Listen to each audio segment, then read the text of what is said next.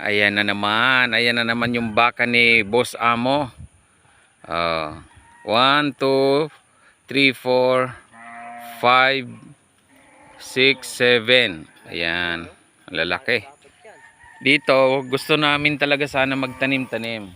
At ang iba nga dito, may mga tanim. Kaya lang, ayan, tuwing alas 6 ng hapon, ayan na sila. Alas 5, alas 6, bababa yan. Yung mga tanim na saging, hindi mo mapapakinabangan kasi nga, binabali na nila.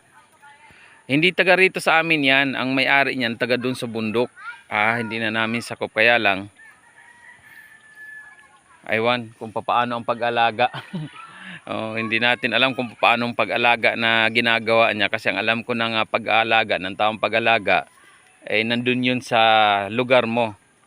Marami pong nagre-reklamo niya ng mga kapitbahay ko kasi nga, yung mga pananim, kasama na rin din yung mga pananim ko, ay kinakain talaga nila. Malalaki. So, ayan. Kitang-kita naman eh. Kitang-kita ng ebidensya na talagang sila yung kumakain ng mga pananim, lalo na paggabi. Kahit gabi kasi kumakain sila.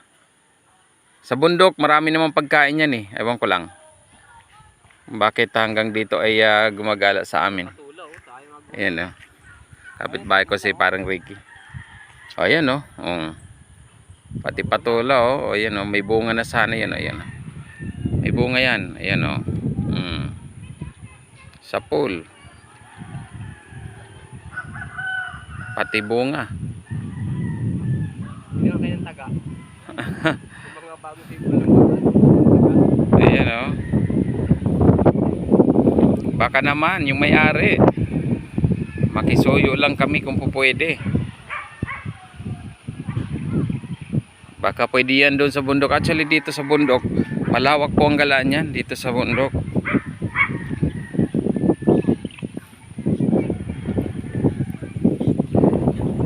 Lahat ng kapitbahay niya ganyan po mga reklamo sa kanya na kung po pwede nga matalian. Doon po yan nakatira, yun po yung daanan niya.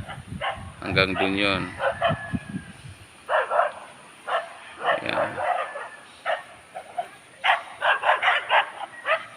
Yan guys.